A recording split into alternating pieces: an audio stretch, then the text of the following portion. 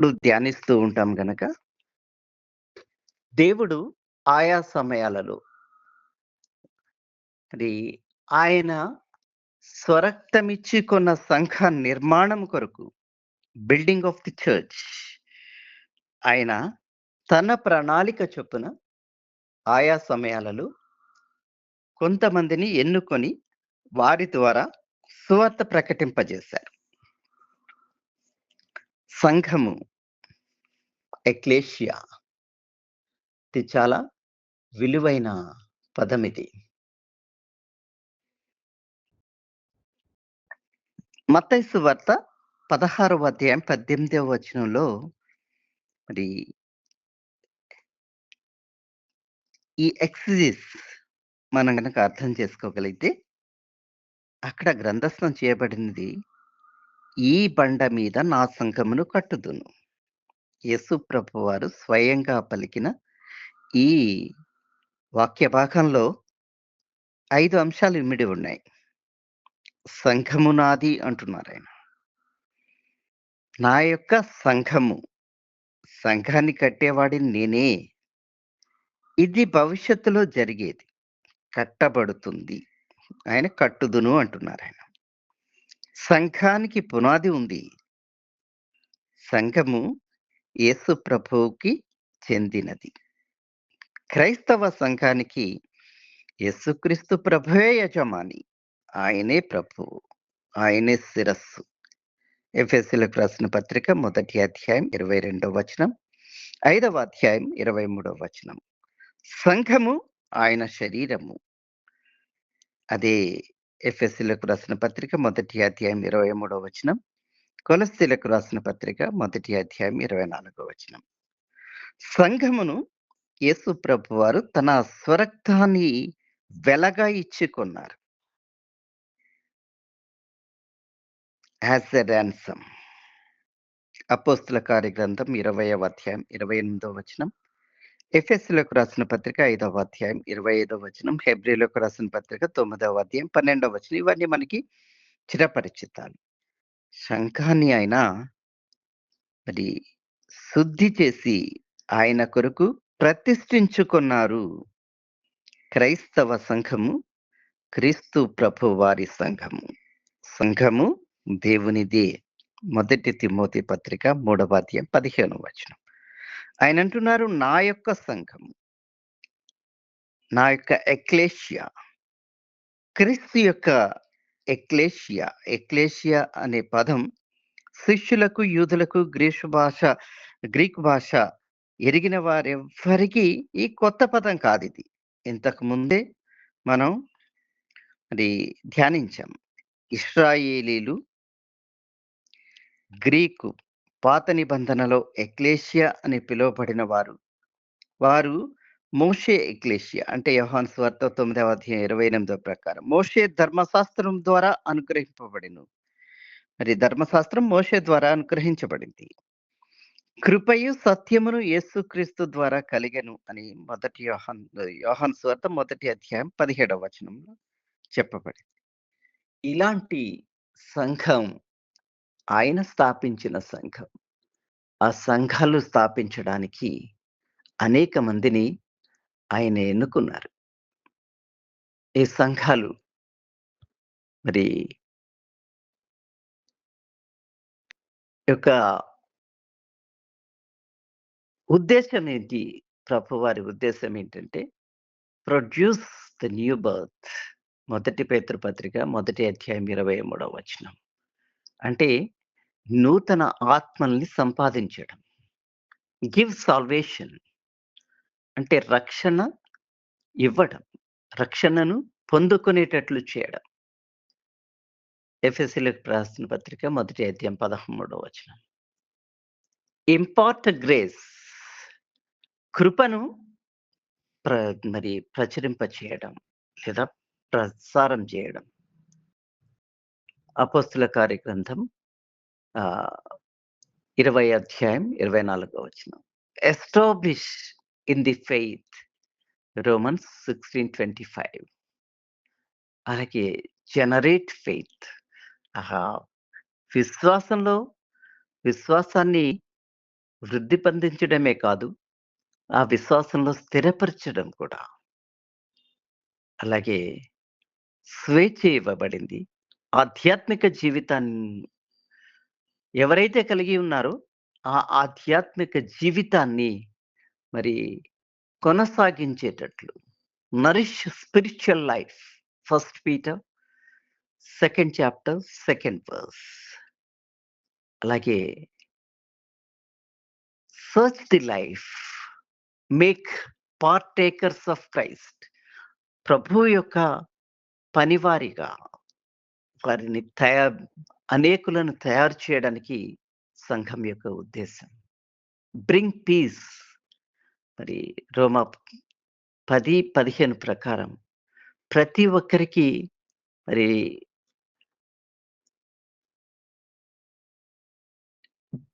వారి యొక్క జీవితాల్ని పరిశీలింపజేసుకోవడానికి, పీస్ ఇవ్వడం, శాంతిని తీసుకురావడం సంఘం యొక్క ఉద్దేశం.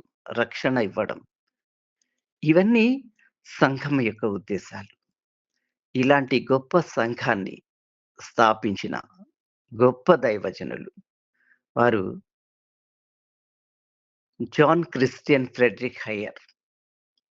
ఆ గొప్ప దైవజనుని గూర్చి ఈరోజు మనం కొద్దిసేపు ధ్యానం చేద్దాం. ఆయన చేసిన ఈ గొప్ప త్యాగమే అనాలి. దానిని గూర్చి మనం ధ్యానం చేయకముందు అసలు మన దేశానికి ఇండియా అనే పేరు బైబిల్ నుంచే వచ్చిందండి. మనందరికీ తెలుసు. భౌగోళికంగా ఇండియా అనే భావన మరి వాస్కోడిగామా లాంటి ఐరోపాకు చెందిన అన్వేషకుడు, హీస్ ఎ సెయిలర్. ఆయన ద్వారా దక్షిణ ఆసియాలోకి ఆయన ప్రవేశించాడు. 1498లో ఆయన ప్రస్తుతం దక్షిణ భారతదేశంలో కేరళ అని పిలువబడే కాలికట్‌లో ఆయన మొట్టమొదటిగా దిగాడాయన. వాస్కోడిగామా కంటే ముందుగా 1492లోనే క్రిస్టోఫర్ కొలంబస్ ఆయన స్పెయిన్ నుంచి బయలుదేరి భారతదేశానికి సముద్ర మార్గం కనుగొనే ప్రయత్నం ఆయన చేశాడు. కానీ ఆయన భారతదేశం రాలేకపోయాడు. అసలు వీళ్ళు అన్వేషణ చేయడానికి కారణం ఏంటి? దైవ గ్రంథం. మరి ఇండియా అనే పేరుని లాటిన్ బైబిల్‌లో ఎస్తేరు గ్రంథంలో మొదటి అధ్యాయం మొదటి వచనంలో, 8వ అధ్యాయం 9వ వచనంలో వారు చదివారు. సుమారుగా క్రీస్తు పూర్వం 479వ సంవత్సరంలో ఎస్తేర్ అనే యూదా యువతి ఈనాడు ఇరాన్‌గా పిలువబడే ఆ పర్షియా దేశానికి రాణి అయ్యారు.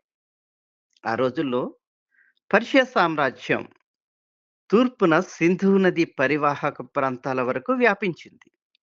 ప్రస్తుతం అది పాకిస్తాన్‌గా పిలువబడుతుంది. అలెగ్జాండర్ ది గ్రేట్, ఆ చక్రవర్తి పర్షియాను జయించిన తర్వాత క్రీస్తు పూర్వం 326లో ఇండియాకి వచ్చినట్లుగా మరి ఐరోపా వాసులు గ్రహించారు. ఈ యూరప్‌కు చెందిన అన్వేషకులు ఇండియాకు వెళ్ళడం అంటే ప్రపంచంలో మరి అందుకు ప్రపంచానికి ఇండియాను గురించి వెల్లడిపరచడానికే అని మనం భావించాలి.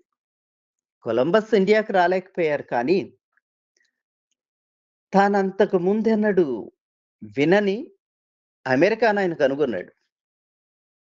అమెరికాలో నివసించేవారు తమను తాము ఇండియన్‌లమని చెప్పుకోలేదు కానీ, ఐరోపా వారే వారికి ఆ పేరు ఇచ్చారు. ప్రాముఖ్యంగా మన విషయానికి వస్తే వాస్కోడిగామా దక్షిణ భారతదేశంలో ఆయన కలుసుకున్న వారు తమను తాము ఇండియన్‌లమని చెప్పుకోలేదు. అసలు ఇండియా అనే దేశం ఉంటుందని కూడా ఎవరు ఏనాడు వినలేదు. ఆ తదుపరి కాలంలో కొంతమంది బ్రిటిష్ వ్యాపారస్తులు క్రీస్తకం 1600లో బ్రిటిష్ ఈస్ట్ ఇండియా కంపెనీని స్థాపించారు. 2 సంవత్సరాల తర్వాత డచ్ వ్యాపారస్తులు వాళ్ళు రావడం జరిగింది. డచ్ ఈస్ట్ ఇండియా కంపెనీని వాళ్ళు ఏర్పాటు చేసుకున్నారు. అయితే ఈ 2 కంపెనీలు కూడా ఇప్పుడు మనం ఇండియా అని పిలుస్తున్న దేశంలో మన దేశంతో వ్యాపారం చేయాలన్న ఉద్దేశం లేదు. వారు ఇండోనేషియా అంటే ఇండియన్ ఏషియాతో వ్యాపారం చేయాలనుకున్నారు. డచ్ వారు ముందుగా ఇండోనేషియాలో ఆధిపత్యం సంపాదించడంతో బ్రిటిష్ వారి దృష్టి దక్షిణాసియాపై ఆళ్ళు మరి కాన్సంట్రేట్ చేయడం జరిగింది. దీని ఫలితంగా వచ్చిందే ఆధునిక భారతదేశం. మరొక మాటలో చెప్పాలంటే 1600 సంవత్సర కాలంలో యూరోపియన్‌లు కూడా దక్షిణాసియాను ఇండియాగా భావించలేదు. ఇండియా అనే భావన వారితో పాటు వచ్చి కాలక్రమేణా అభివృద్ధి చెందింది. ఇది హిందుత్వవాదులకు ఇండియా అనే పేరు నచ్చదు. అందుకే ఇప్పుడు ఇండియా అనే పేరును మార్చాలి అని ప్రయత్నాలు చేస్తూ ఉన్నారు. ఎందుకంటే ఇదొక విదేశీ పేరు. మరి విదేశీ భావన అనేది బాగా నాటుకుపోయింది. వాస్కో డి గామా వచ్చిన 3 శతాబ్దాల తర్వాత ఇండియాను ఒక రాజకీయ దేశంగా లేదా రాజ్యంగా చూసే భావన అది డెవలప్ అయింది. ప్రొటెస్టెంట్ మిషనరీస్, సివిల్ సర్వెంట్స్ అంటే ఐసీఎస్ ఆఫీసర్స్ వారు భారతదేశాన్ని ఒక దేశ రాజ్యంగా భావించిన మొదటి వ్యక్తులు అని మనం అర్థం చేసుకోవాలి. అంతకు ముందే చెప్పినట్టుగా ఇండియా అనే లాటిన్ పేరు సింధు నది నుంచి వచ్చింది. ఈ నది హిమాలయాల్లో పుట్టి ప్రధానంగా నేటి పాకిస్తాన్ దేశం గుండా ప్రవహిస్తుంది. ఈ అట్లాస్‌లో దీన్ని ఇండస్ నది అని పిలుస్తారు. ఇది చరిత్ర. ఇకపోతే మనం నేటి దినం యొక్క ప్రాముఖ్యతను మనం అర్థం చేసుకుంటే గాస్పెల్ డే. ప్రాముఖ్యంగా 175వ యానివర్సరీని మరి 2017వ సంవత్సరంలో జరుపుకోవడం జరిగింది. AELC Guntur. This was established with much favour here at St. Matthew's West Parish on Monday of 2017, July 31. దానికి అధ్యక్షులుగా మనందరికీ తెలుసు. అది సేవా భారత్ డైరెక్టర్ ఆనాటి డైరెక్టర్ గారు చిరంజీవి గారు. ఆయన చీఫ్ గెస్ట్‌గా మరి ఏఈఎల్‌సి సెయింట్ మాథ్యూస్ చర్చ్‌లో ఫేమస్ చర్చ్ వెస్ట్ పారిష్‌లో మరి జరుపుకోవడం జరిగింది.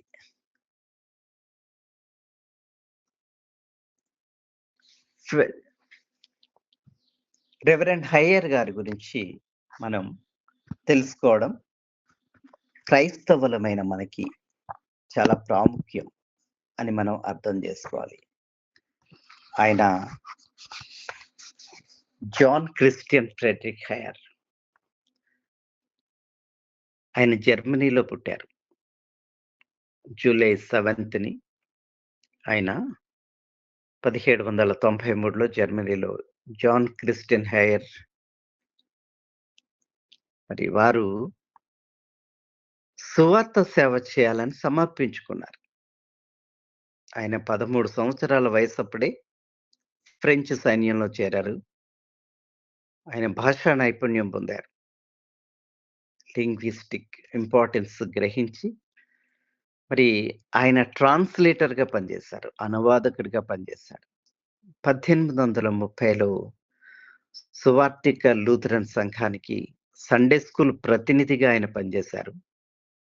ఆయన భక్తి, నమ్మకత్వం, నిశ్చయత క్రీస్తు ప్రభువు వారి యొక్క ఆజ్ఞకు పరిపూర్ణ విధేయత చూపి ఆయన ఇండియాకు ప్రయాణమై రావడానికి ఆయన సంసిద్ధత వ్యక్తం చేశారు. ఈ నేపథ్యంలో విలియం కేరీ గారి గురించి ఆహ్, మనం విన్నాం. వీరందరి స్ఫూర్తి ఈయన పొందుకున్నారు అని మనం అర్థం జేసుకోవాలి.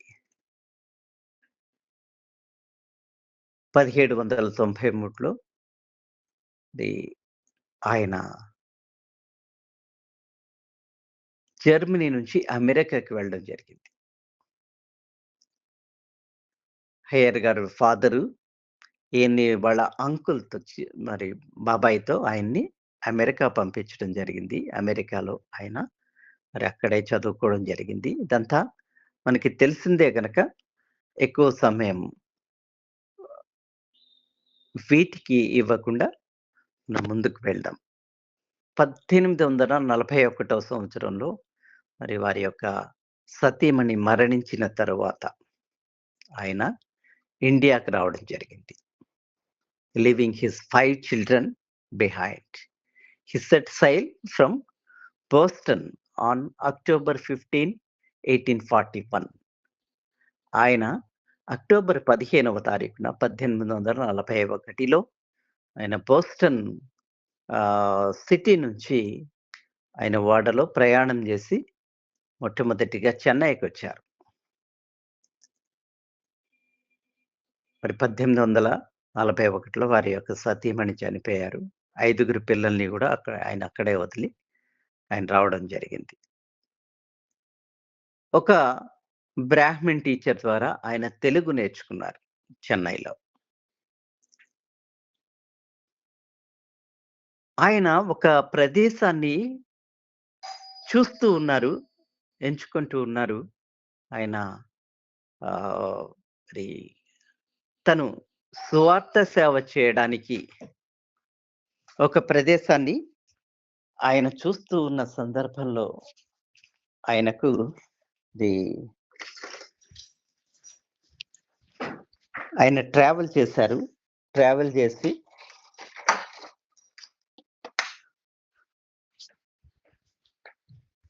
మొట్టమొదటిగా ఆయన నెల్లూరు చేరుకున్నారు. నెల్లూరు చేరుకొని ఆ తర్వాత బాపట్ల రావడం జరిగింది. ఆయన ఆయన చేసిన ఆ సువార్త సేవా విధానం మనం చాలా ప్రశంసింపదగింది. ఎలా అంటే మరి మొదటిగా ఆయన డే టైమ్ అంతా హయ్యర్ కాస్ట్‌లతో ఆయన గడిపేవారు. కాస్టిజం అని అందరికీ తెలుసు. మరి దళితులు దగ్గరికి ఎవరు వెళ్ళేవారు గాదు. రానిచ్చేవారు కాదండి. కదా! వాళ్ళు తిన్నగా చూడడానికి ఆ రోజుల్లో అనుమతి లేదు.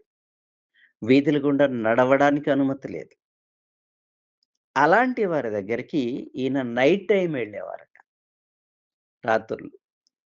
వెళ్లి వాళ్ళని కలుసుకొని వాళ్ళకి సువార్త చెప్పేవారట. ఎంత గొప్ప ఆలోచనండి అసలు. ఆనాటి పరిస్థితుల్లో దళితులను దగ్గరికే రానివ్వరు. వాళ్ళు మరి ఈ వర్ణ విభేదం చాలా ఉంది.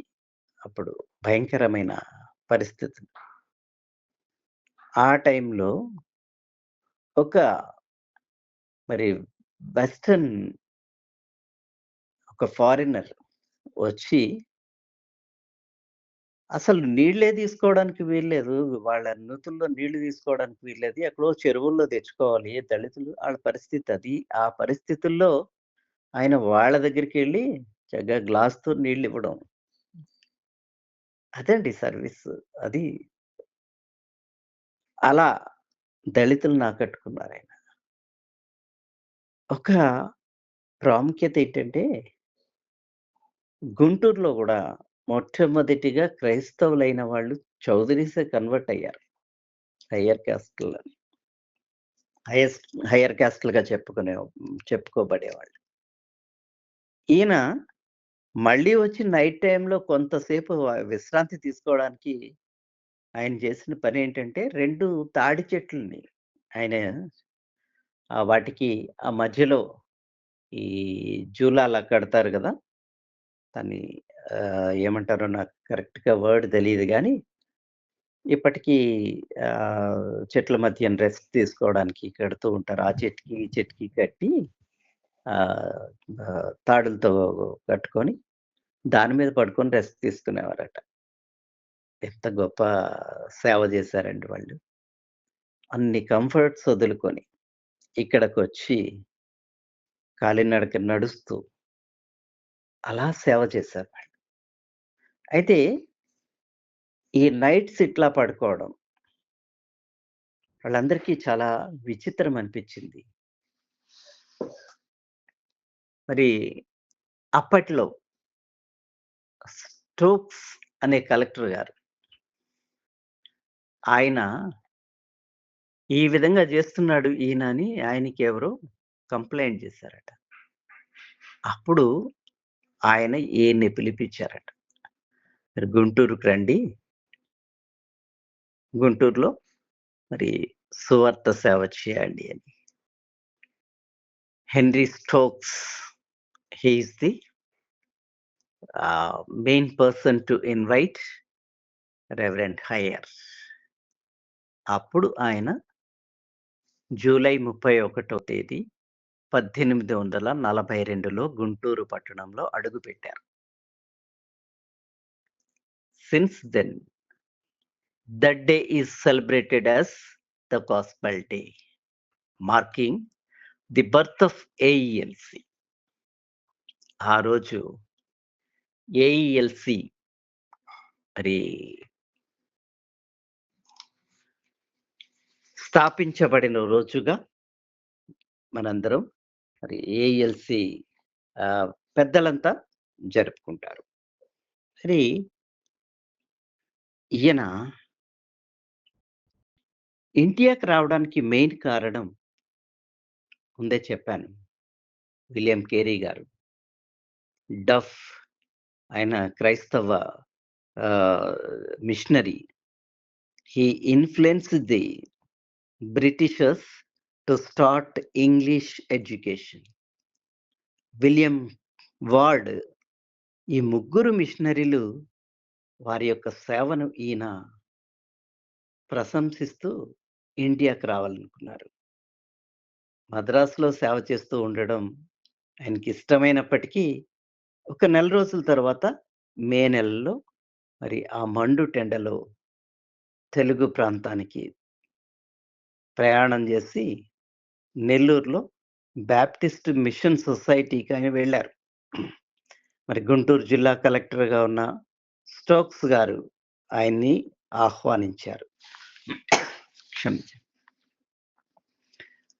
మరి ఆయన జిల్లాకొచ్చి, ఆయన జిల్లాకసలు మిషనరీలని పంపించమని ఒక కలెక్టర్ గారు మరి అభ్యర్థన చేయడం అనేది ఆ రోజుల్లో, ఎందుకంటే ఈస్ట్ ఇండియా కంపెనీ వాళ్ళకసలు ఏమాత్రం ఇష్టం లేదు. ఈ మిషనరీస్ వచ్చి ఇక్కడ సేవ చేయడం అనేది. ఇదంతా లాస్ట్ టైమ్ నేను చెప్పాను. ఇంకా ఎక్కువ సమయం దీని మీద చెప్పను గానీ, మరి చర్చ్ మిషన్ సొసైటీకి మిషనరీలుగా పంపించండి అనే విజ్ఞప్తి మొట్టమొదటిగా చేసిన కలెక్టర్ గారు ఆయనే. హైర్ గారు గుంటూరులో మొదటి ఆరాధనను ఆగస్టు నెల 1842లో నిర్వహించారు కనుక, ఆ సువార్త దినోత్సవంగా ఆ రోజుని జరుపుకుంటారు. మరి ఇంత మహత్తరమైన పనిని కలెక్టర్ గారైన స్టోక్స్ గారు, హైయర్ గారు, ఫాదర్ హైయర్ గారు ఆయన ప్రారంభించడానికి దేవుని ఏర్పాటు అని మనం గ్రహించాలి. కొద్ది నెలల్లోనే వారు ఇంగ్లీష్ స్థానిక భాష అయిన మరి తెలుగు వీటిని ఈ రెండిటిని మరి బోధించే పాఠశాలను ఆయన ప్రారంభించారు. ఉపాధ్యాయులు అందుబాటులోకొచ్చిన తర్వాత అనేక తెలుగు పాఠశాలని ఆయన ప్రారంభించారు. ఆయన ట్రాన్స్‌లేటర్‌గా మరి సువార్తను ప్రకటించడంలో ఆయన ఎంతో ఇది గొప్ప సేవ చేశారు అని మనం ఆయన్నెప్పుడు కూడా దేవునికి వందనాలు తెలియచేయాలి. ఇలాంటి గొప్ప దైవజనులు మరి మన ప్రాంతానికి రావడాన్ని బట్టి. మొదటగా మరి ఆరాధనలో 70 మంది చేరారట.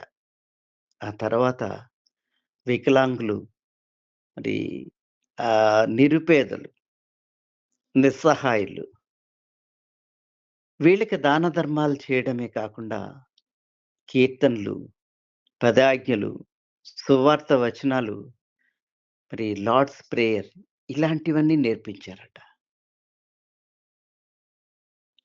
1842లో వాక్కర్ జట్కరీ గారి సహాయంతో ఆయన హిందూ బాలికల కొరకు మొదటి పాఠశాలను స్థాపించారు. మొదటి సంవత్సరంలోనే ఆయన సండే స్కూల్ ప్రారంభించారు. ఆయన వచ్చిన ఫస్ట్ ఇయర్‌లోనే సండే స్కూల్ ప్రారంభించారు. మొట్టమొదటిగా ముగ్గురికి బాప్తిసం ఇచ్చారు. బాప్తిసం ఇచ్చిన తర్వాత ఆయన బల్ల ఆరాధన మొదలుపెట్టారట.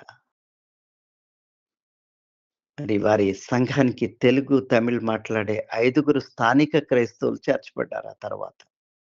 1849లో 22 మందికి పల్నాడులో ఆయన బాప్తిస్మాలిచ్చారు. పల్నాడు సేవను రెవరెండ్ గన్నన్ గారికి అప్పగించారు.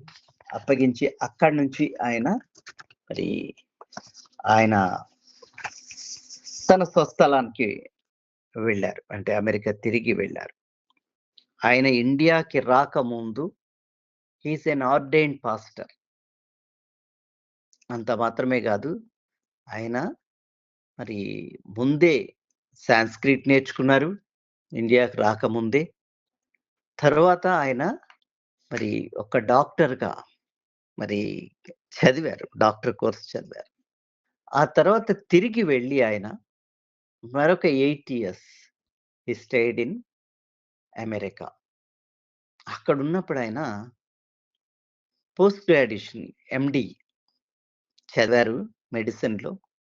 మరి ఇవంతా ఎందుకు ఎంత కష్టపడ్డారు అనంటే, వైద్య సేవ చేయడం ద్వారా కూడా క్రైస్తవుల్నిగా మార్చొచ్చు అని. అంటే అన్ని క్రైస్తవులుగా మార్చడం అంటే సువార్త చేయొచ్చు. మంచి వార్తను తెలియచేయడం. అంతే వాళ్ళు చేసింది. గుంటూరు కేంద్రంగా ఏర్పాటు చేసుకొని, తర్వాత గురజాల, రాజమండ్రి ఈ మరి ప్రదేశాలకు సేవను విస్తరింపజేశారాయన. రాజమండ్రి, లోతరగిరి ఇదంతా ఆయన స్థాపించిందే. ఆయన మరి మనందరికీ తెలుసు. ఫేమస్ షాడే స్కూల్, లూథర్‌గిరి అని ఎంత చక్కటి ప్రదేశాల్ని మరి దేవుని బిడ్డలకు వాళ్ళు అప్పగించారో మనందరికీ తెలుసు. ఒక ఆశ్రమ పాఠశాలను స్థాపించారు. దాని ద్వారా స్థానికంగా ఉండే ఈ ఎవాంజలిస్టులకు, బోధకులకు ఎలా సేవ చేయాలి అనే మరి తర్ఫీదివ్వడం ఆయన ప్రారంభించారు. అదే నేటికి కూడా మరి రాజమండ్రి లూథర్‌గిరిలో ఆహ్, పాస్టర్స్ ట్రైనింగ్ ఇన్‌స్టిట్యూట్ ఇప్పటికీ ఉంది. క్రిస్టియన్ ఎడ్యుకేషన్ డైరెక్టరేట్ కూడా మరి ఆయన స్థాపించింది గుంటూరులో. దేవుని పని చేసే వారికి శిక్షణ ఇవ్వడం. అలాగే మరి స్కూల్స్‌లో టీచర్స్‌గా టీచర్స్ ట్రైనింగ్ ఇవ్వడం. స్థానిక భాషలోనే పాఠశాలలని ఏర్పాటు చేయడం. అంత మాత్రమే కాదు, 18 మంది పెద్దలకు, 6గురు బాలలకు ఆయన బాప్తిస్మం ఇచ్చారాయన. ఆయన మరి దేవుని సేవలో లూథర్ యొక్క చిన్న ప్రశ్నోత్తరి అని ఉంటుంది. అందరికీ ఒకవేళ ఏఈఎల్‌సి టచ్ ఉన్న వాళ్ళందరికి ఉంటుంది. అది అనువదించారాయన.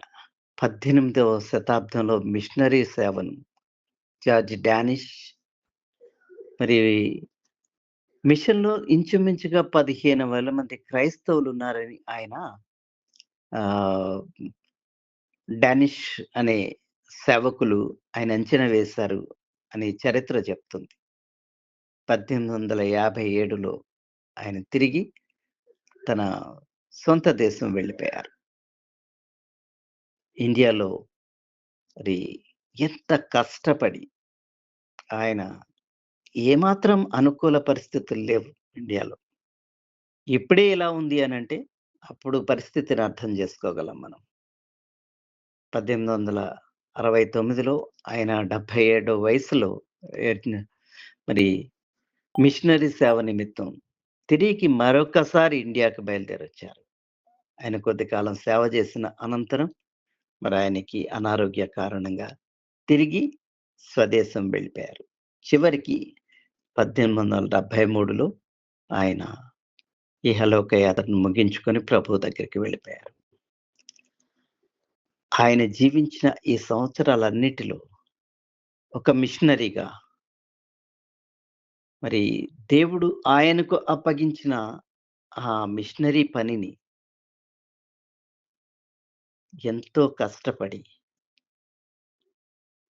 మరాయన గుర్రం మీద తిరిగారు. ఎండలో వాళ్ళకసలు ఎండంటే ఏంటో తెలీదు వాళ్ళకి.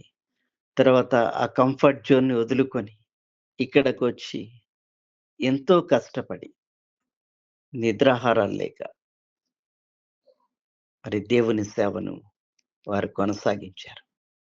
ఇలాంటి గొప్ప దైవజనులు మరి మన దేశానికి రావడం అనేది దేవుడిచ్చిన గొప్ప అవకాశంగా దేవుడు మనకి అవకాశం ఇచ్చారు అని మనం అర్థం చేసుకోవాలి. లేకపోతే నేటి పరిస్థితుల్లో ప్రతి ఒక్కళ్ళు గూడా మరి కంఫర్ట్ జోన్‌ని వదిలి దైవ సేవకులనేవారు అసలు పల్లెటూరుకి రావడానికి కూడా ఇష్టపడని దైవ సేవకులు ఈ రోజుల్లో ఉన్నారు. నేను రావాలంటే నాకివి ఉండాలి. ఈ కంఫర్ట్స్ ఉంటేనే నేనొస్తాను అనేది.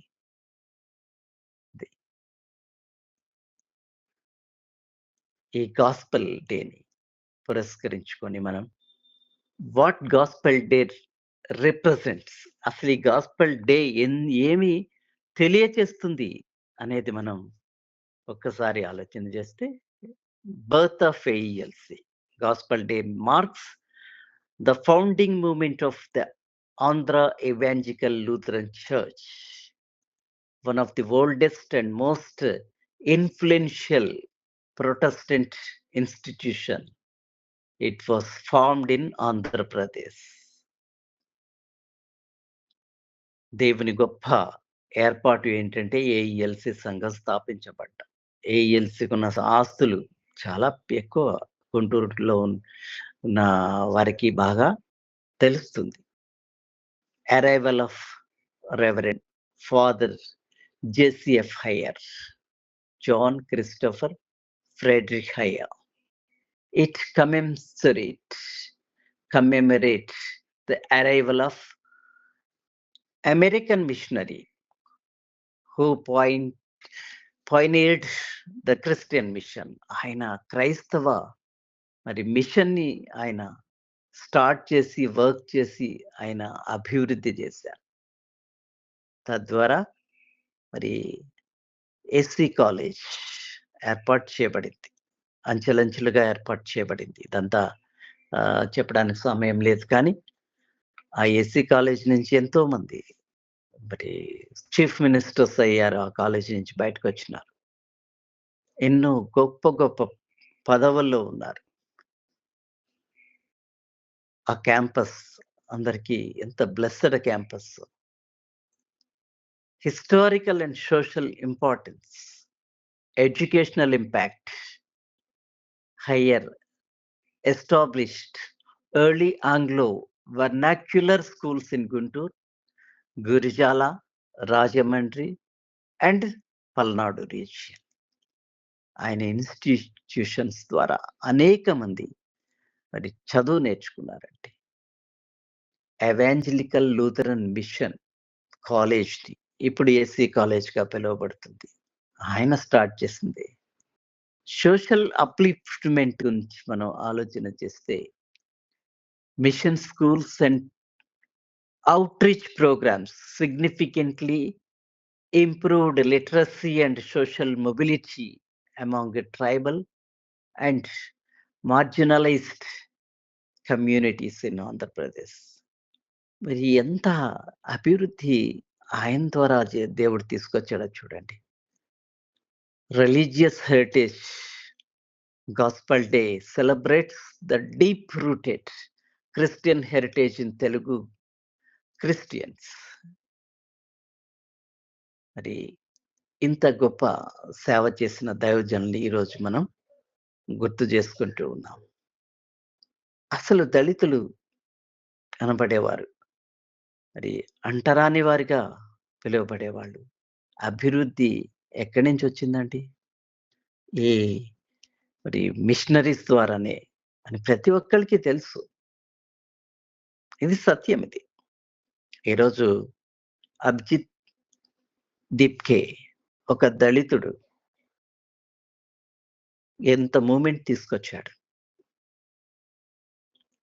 Irrespective of caste, irrespective of the creed, all the జంజీస్ they were inspired by him. ఈ ఐడియాలజీస్ ఇవన్నీ ఈ పునాది క్రైస్తవ పునాది అర్థం చేసుకోవాలి. ఇంత గొప్ప దైవజనుడి మనం జ్ఞాపకం చేసుకుంటూ మర్చిపోకూడదు ఇలాంటి మహానుభావుల గురించి. ఎన్నో కష్టాలు పడ్డారు. Especially we the Telugu speaking people should always thank God for giving such wonderful Christian missionaries as a gift to us. ఈ మాటలతో నేను ముగిస్తూ ఉన్నాను. చాలా సమయం అయిపోయింది కనుక, మరి ఈ గొప్ప దైవజనుని గూర్చి కొద్ది సమయం చెప్పడానికి దేవుడు కృప చూపించాడు.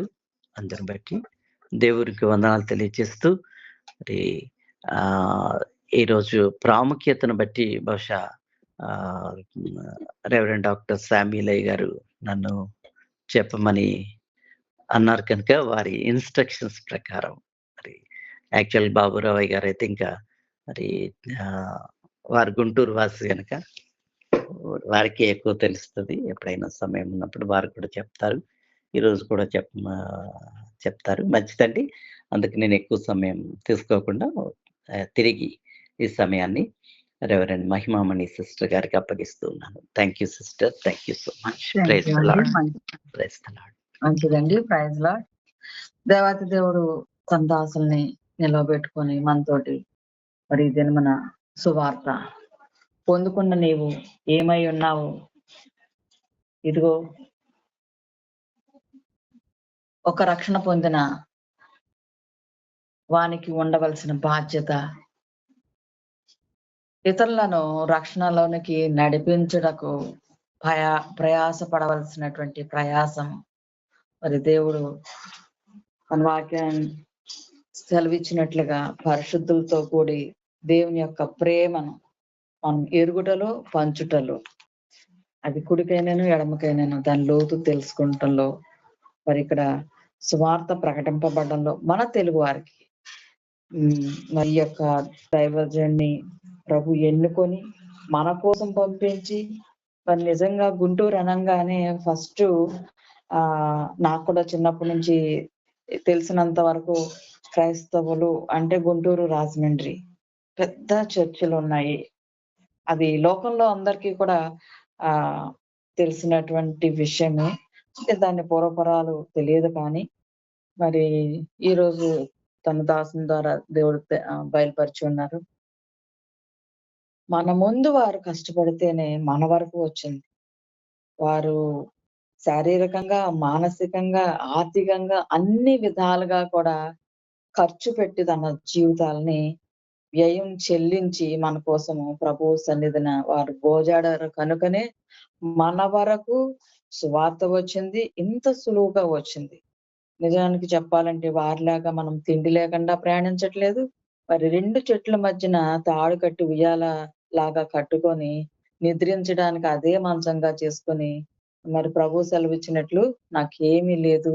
నక్కల కన్నా బొరియలున్నాయి గాని అన్నట్లుగా తాను కూడా అంత తగ్గింపును తగ్గించుకొని సువార్తను ప్రకటించడంలో మరి ఆ రోజుల్లో నిజంగానే ఊరి చివర అంటరాని వారుగా, ఊర్లో అగ్రకులస్తులుగా ఉండగా, మరి వారికి పగలు, వీరికి రాత్రి ఏ రీతిగా సువార్త ఏ ఏ సమయాల్లో దేవుడు ఏ రీతిగా మనకి ఉన్నటువంటి క్లిష్ట పరిస్థితుల్లో నిజముగా మనము దేవుని సేవ చేయాలనే భారము కలిగుంటే దేవుడు కూడా ఆ మార్గాల్ని అలాగే సులువు చేస్తాడు. అలాగే కావాల్సిన తగిన దైవిక జ్ఞానాన్ని అనుగ్రహించి తనను నడిపించిన విధానాలు ఎలా ఉన్నాయో మనకి ఈ రోజున కళ్ళ కట్టినట్లుగా మరి తన దాసులు శాంబాబాయి గారి ద్వారా దేవాతి దేవుడు మనకి వినిపించి ఉన్నారు.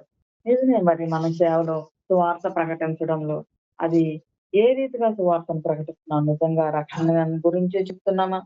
మరి నిజంగానే దేవుని యొక్క ప్రేమ పొందుకొని, ప్రేమను పంచి మన జీవితంలోని, ఇతరుల జీవితాల్లోని కూడా సమాధానాన్నే నిజంగా నింపుతున్నామా? ఏం చేస్తున్నామని మనము కూడా ఒకసారి పరిశీలించుకోవాల్సినటువంటి అవసరం ఉంది. నిజంగానే మనం శాంతిగా ఉండాలి. సువార్తను ప్రకటిస్తున్నామంటే అక్కడ శాంతిని తీసుకురావాలి. ఎప్పుడైతే శాంతి సమాధానాలు ఉంటాయో అక్కడ సంఘం సుస్థిరంగా ఏర్పాటు చేయబడుతుంది. ఆ రీతిగా దేవుని ప్రేమను మరి ప్రజలకు అందించి జతపని వారుగా అనేకులను తయారు చేసి కేవలం విశ్వాసం గురించి చెప్పడమే కాకుండా వారిని విశ్వాసంలో మరి స్థిరపరిచే రీతిగా సువార్త ఉండాలని మరి అలాగే ఎప్పుడైతే మనం విశ్వాసంలో స్థిరంగా ఉంటామో మన ఆధ్యాత్మిక జీవితం కూడా అంతగా బలపడుతుందని, మనం బలపడిన కొలిది మనల్ని చూసి ఇతరులు కూడా బలపడి సంఘం గట్టిగా కట్టబడుతుందని మరి స్వార్థ విషయమై మనకు అనేక విషయాలను దేవాతి దేవుడు తన దాసుల ద్వారా తెలియజేస్తూ ఉన్నారు. మరి సువార్థికులుగా నిజంగా మనము అన్నిట్లకంటే కూడా సువార్థికునిగా పనిచేయడం అనేది చాలా గొప్ప ధన్యత, గొప్ప భాగ్యం. ఎందుకంటే మనకు కనిపించిన ప్రతి ఒక్కరికి ప్రభువుని పరిచయం చేయవచ్చు. సంఘంగా కూడి అందరు రావాలి, సంఘంలో పాస్టర్‌గా నిలబడాలి, సంఘానికి కాపరిగా పనిచేయాలి అనే దానికంటే కూడా ముందుగా మనము కనిపించిన ప్రతి ఒక్కరికి వినిపించవలసింది సువార్త. అట్టి భాగ్యాన్ని కలిగి ఉండాలని దేవుడు మనల్ని హెచ్చరిస్తూ మన కోసం పంపించినటువంటి సందేశాన్ని బట్టి దేవాతి దేవునికి మరి అలాగే తన దాసుని నిలబెట్టి తన ఆత్మ చేత పలికించి మనకందరికీ తెలియజేసినందుకు దేవాతి దేవునికి అలాగే తాను అప్పగించుకొని దేవుని మాటలు మనకు అందించినటువంటి శ్యాంబాబాయి గారికి కూడా ప్రభు పేరిట హృదయపూర్వక కృతజ్ఞతా వందనాలు తెలియజేసుకుంటున్నానండి. Praise lord. మరి ఈ శ్రేష్టమైన సమయంలో వాక్య ఫలింపు ప్రార్థన చేయవలసిందిగా మన మధ్యలో ఉన్నటువంటి సిస్టర్ జై పద్మ గారిని ప్రభు పేరిట హృదయపూర్వకంగా ఆహ్వానిస్తున్నాం. నాది ప్రైజ్ ద లార్డ్ సిస్టర్. నాది గాస్పల్ సాంగ్ అనుకుంటా. ప్రేయర్ నాది కాదనుకుంటా సిస్టర్. సారీ క్షమించాలి. మన మధ్యన ఉన్నటువంటి సిస్టర్ అమూల్య గారు ఫలింపు ప్రార్థన చేయవలసిందిగా ప్రభు పేరిట ఆహ్వానిస్తున్నాం.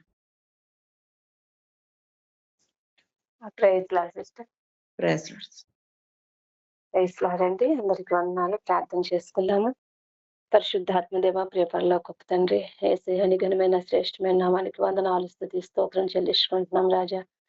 దయగల తండ్రి, కృపగల దేవ, కృపా సత్య సంపూర్ణుడానికి వందనాలు, స్తుతి స్తోత్రం చెల్లించుకున్నాం నాయన. ఇంట్లో సమంత తండ్రి నాయన మమ్మల్ని ఎంతగానో కాచి కాపాడి కృప చూపించిన దైవమానికి వందనాలు తండ్రి. మా సహిత చివరి దినాన తండ్రి ప్రభువా, అయ్యా మిషనరీ చరిత్రగా తండ్రి ప్రభువా, అయ్యా సువార్త పొందుకున్న వారు నువ్వు ఏమై ఉన్నావు అనే దాన్ని బట్టి నాయన పొందుకున్న రక్షణను బట్టి తండ్రి ప్రభువా, అనేకులు నాయన రక్షణలో త్రిప్పుటకు తండ్రి ప్రభా నీ ప్రేమను నాయన కనపరచుటకు తండ్రి నాయన అయ్యా సిలువలో నాయన మా కొరకు కాల్చిన తండ్రి ప్రభా నీ రక్తాన్ని తండ్రి ప్రభా అయ్యా దేవా నీ నాయన దేవ జీవపు నాయన మాటలను తండ్రి ప్రభా అయ్యా సత్య సువార్తగా తండ్రి ప్రభా ఈ లోకంలో విసిదపరచుటకు తండ్రి నాయన అయ్యా నువ్వు అనేక మిషనరీస్ నాయన ఏర్పాటు చేసుకుని తండ్రి ప్రభా అయ్యా భారభరితమైన పరిచర్య తండ్రి నాయన సువార్త ప్రకటించటకు తండ్రి నాయన అయ్యా ఈ భారతదేశాన్ని తండ్రి ప్రభు అనేకులను నడిపించిన విధానాన్ని బట్టి నీకు కృతజ్ఞతాస్తుతి స్తోత్రం చెల్లించుకున్నాం తండ్రి అయ్యా పాపం నైనా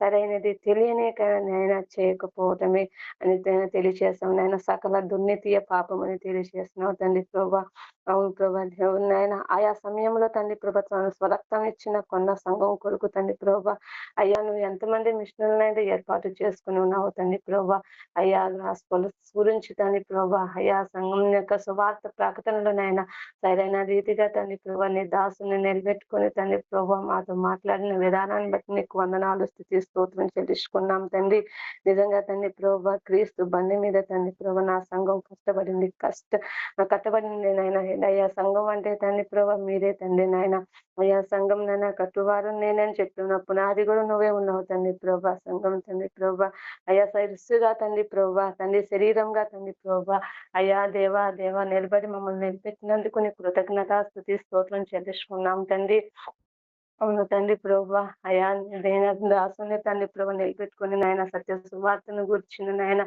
మిషనరీ చరిత్రను తండ్రి ప్రభా దళితుల మధ్య తండ్రి నాయన అయ్యా దేవా అంతదాని వాళ్ళ మధ్య తండ్రి ప్రభా సత్య సువార్త ప్రకటించాలంటే తండ్రి నాయన అది ఎంత కష్టతరమో తండ్రి ప్రభా అయా దేశంలో తండ్రి ప్రభా అయా భాష తెలియని ప్రాంతంలో తండ్రి నాయన వచ్చి తండ్రి ప్రభా అనేకమైన అయా భాషను నేర్చుకుంటూ తండ్రి ప్రభా ఏ రీతిగా తండ్రి నీ కృపను చేత నీ పని చేయటకు ఆసక్తి కలిగిన నువ్వు నడిపించి ఉన్నావు ఆసక్తిని బట్టి తండ్రి ప్రభా సత్య సువార్త ప్రకటించినప్పుడు తండ్రి నాయన అయ్యా ఎన్నో తండ్రి ప్రభా అయ్యా దేవ అనేకులకు నాయన సత్య సువార్తను అందించి అనేకులు నీ వైపు కట్టుబడుటకు నాయన సంఘాలు కట్టుబడుటకు తండ్రి ప్రభా అనేకమైన మిషనరీ పాఠశాలలు తండ్రి ప్రభా కాలేజీలు ఏర్పాటు చేయటకు తండ్రి ప్రభా అయ్యా ఈ భారతదేశాన్ని ఎంతగానో ప్రేమించావు కాబట్టి తండ్రి ప్రభా అంత అభివృద్ధి మేము చూడగలుగుతున్నాం తండ్రి ఈ రోజున తండ్రి ప్రభా మేము క్రైస్తవులుగా నిలబడ్డామంటే తండ్రి ప్రభా మిషనరీస్ నాన్న అయ్యా వాళ్ళు తండ్రి ప్రభు ఎంత కష్టించి తండ్రి ప్రభా ఈ దేశానికినైనా సువార్త అందించారు అయ్యా ప్రతి ఒక్క మేలును తండ్రి ప్రభా మేము పొందుకుంటూ ఎంతో కృప చూపించి ఉన్నావు తండ్రి నాయన అవును తండ్రి నాయన అయ్యా నీ రక్తం చేత కడగబడిన ప్రతి ఒక్క బిడ్డ కూడా తండ్రి ప్రభా అయ్యా నీ సువార్త ప్రకటించే వారిగా తండ్రి ప్రభా ప్రతి ఒక్క నోటిని తండ్రి ప్రభా ఆయుక్తపరచని నాయన బాహుగా తెరిచిన వాడుకోమని వేడుకొంచున్నాం తండ్రి అవును తండ్రి నాయన అయ్యా ఎంత కష్టపడి నాయన అనానుకూలమైన పరిస్థితుల్లో నాయన సువార్త ప్రకటించిన వారు ఉన్నారు అయ్యా నేటి దినాల్లో సువార్త ఎలాగుంటే తండ్రి ప్రభా కష్టం అనేది ఎరగక తండ్రి నాయన అయ్యా సువార్త ప్రకటించాలనే వారు అనేకులు ఉన్నారు తండ్రి ప్రభా ఏది నిజమైన సువార్త అనేది తండ్రి ప్రభా అయ్యా తెలుసుకునేలాగా తండ్రి ప్రభా నీ దాసులు నోట నీ వాకులు తండ్రి ప్రభా అయ్యా నేటి దినాన ప్రతి ఒక్కరితో మీరు మాట్లాడిన విధానాన్ని బట్టి నీకు వందనాలు స్తుతి స్తోత్రం చెల్లించుకున్నాం తండ్రి ప్రతి ఒక్కరినైనా నీ ఆత్మను అభిషేకాన్ని కుమ్మరించిన ఒక సువార్త పత్రికగా నువ్వు మార్చుకుంటున్న విధానాన్ని బట్టి నీకు స్తోత్రం చెల్లించుకున్నాం తండ్రి ఈ దుర్దినాల మధ్య తండ్రి ప్రభా అయ్యా దుష్టుడు ఎంతగానో తండ్రి నాయన సంఘాల పైన సేవకుల పైన అయ్యా విశ్వాసుల పైన దాడి చేస్తున్నప్పటికీ తండ్రి ప్రభు అయ్యా దేవా సమస్యల వైపు కాదు కానీ నీ వైపు చూచుచూ తండ్రి ప్రభు ముందుకు కొనసాగే భాగ్యం ప్రతి ఒక్కరికి దయచేయమని వేడుకొంచున్నాం తండ్రి కృప చూపించమని వేడుకొంచున్నాం రాజా నీకు వందనాలు స్తుతి స్తోత్రం చెల్లించుకున్నాం తండ్రి నాయన దేవా నీ కృప నీ కాపుదల తండ్రి ప్రభు ప్రతి ఒక్కరి పైన నాయన ఉంచమని వేడుకొంచున్నాం తండ్రి దేవా మిషనరీ తండ్రి 1850 తన సొంత దేశాన్ని తండ్రి ప్రభు వదిలి తండ్రి ప్రభు భారతదేశంలో వచ్చి అయ్యా ఇండియాలో తండ్రి ప్రభు అనేకమైన తండ్రి ప్రభు మిషనరీ సేవలు నాయన అందించడానికి ఎంతగానో కృప చూపించినందుకు నాయన అయ్యా నీకు వందనాలు స్తుతి స్తోత్రం చెల్లించుకున్నాం తండ్రి ప్రభు ఎన్నో తండ్రి ప్రభు తెలియని విషయాలను తండ్రి ప్రభు మీరు నేర్చుకోగలుగుటకు కృప అనుగ్రహించినందుకు నీకు వందనాలు తండ్రి ప్రభు ఇలాంటి తండ్రి ప్రభు మిషనరీ పరిచయం మేము అనేకం తండ్రి ప్రభు నేర్చుకునే తండ్రి ప్రభు అయ్యా నువ్వు ఇచ్చిన తండ్రి ప్రభు మర్మాలను బట్టి ముందుకు కొనసాగుటకు ప్రతి ఒక్కరిని ఆయుక్తపరిచి సిద్ధపరిచిన ఆయన వర్తమానం అందించిన తండ్రి ప్రభు నీ దేన దాసుని పట్ల మీ కరుణ కటాక్షం వచ్చిన ఇంకొన్న శక్తివంతంగా తండ్రి ప్రభు అయ్యా నా సేవలో తండ్రి ప్రభు బిడ్డ తలంచిన తండ్రి ప్రతి ఒక్క పనిలో తండ్రి ప్రభు తోడై ఉండి నడిపించి క్షేమస్థితిని ప్రసాదించమని వేడుకొంచున్నాను అయ్యా విన్నా తండ్రి ప్రభా ప్రతి వాక్యాన్ని తండ్రి ప్రభా అయ్యా మేము ఎక్కడ జారి విడుచుకోకుండా తండ్రి ప్రభా ప్రతి ఒక్క మాటను మేము ధ్యానించుకుంటున్నాను మా హృదయ పలకల మీద ముద్రించుకుంటూ తండ్రి ప్రభా వాక్యానుగుణంగా మేము నేర్చుకునే భాగ్యం తండ్రి ప్రభా సత్య సువార్త విషయంలో తండ్రి ప్రభా అనేకులను తండ్రి ప్రభా నీ వైపు త్రిప్పే నాయన కృపను ధన్యతను మా అందరికీ దయచేయమని నిజమైన తండ్రి ప్రభా సేవ తండ్రి నాయన నిజమైన తండ్రి ప్రభా సువార్త నాయన ప్రజలు నాయన వెళ్ళగలుగుటకు కృప చూపించండి తండ్రి ప్రభా తప్పుడు బోధలు తప్పుడు సిద్ధాంతాలు తండ్రి ప్రభా అయా దేవా ఏది తండ్రి ప్రభా అనుకున్నా తండ్రి ప్రభా వాక్యాన్ని ఉన్నది ఉన్నట్టుగా తండ్రి నాయన అయా దేవా వెదజలబడటకు కృప చూపించి సహాయం దయచేయమని దేవ మహిమా ఘనంత ప్రభావాలు మీరు మాత్రమే పొందుకొని నాయన అయా మీ నామానికి ఘనమైన మహిమలు తెచ్చుకోమని యేసు ప్రశస్తమైన నామంలో ప్రార్థన చేశారు వేడుకొంచున్నాం పరమ తండ్రి ఆమేన్. ఆమేన్ ఆమేన్ ఆమేన్. ఎంతో భారంగా మరి ఆత్మలో ప్రార్థించినటువంటి సహోదరి అమూల్య గారికి ప్రభు పేరిట హృదయపూర్వక కృతజ్ఞత వందనాలు తెలియజేసుకుంటున్నానండి. మరి ఈ శ్రేష్టమైన సమయంలో సువార్త సుగీతానాన్ని ఆలపించి ప్రభువుని కనపరచవలసిందిగా సిస్టర్ జయపద్మ గారిని ఆహ్వానిస్తూ మరి ఒక చరణము ఒక పల్లవి పాడండి. ఎందుకంటే సమయం కొద్దిగా ఉన్నది కాబట్టి మరి స్తుతి గీతాన్ని ఆలపించి ప్రభువుని కనపరచవలసిందిగా సహోదరి జయపద్మ గారిని హృదయపూర్వకంగా ప్రభు పేరిట ఆహ్వానిస్తున్నాం. Praise the Lord sister. Praise Lord. అందరికీ వందనాలండి. అవకాశం ఇచ్చిన కమిటీ మెంబర్స్ కి ప్రత్యేక వందనాలు. దేవునికి మహిమ ఘనత ప్రభావం చెల్లిస్తున్నాను. ఈ పాట మన బాబురావయ్య గారు ఈవి రావు బ్రదర్ రాసిన మెసేజ్ అందించిన మెసేజ్ కి సంబంధించి రాసిన పాట. మరి పల్లవి చరణం పాడమంటున్నారు, అలాగే పాడతాను. మరొకసారి అవకాశం వస్తే మొత్తం పాడతాను. నా స్నేహితుడా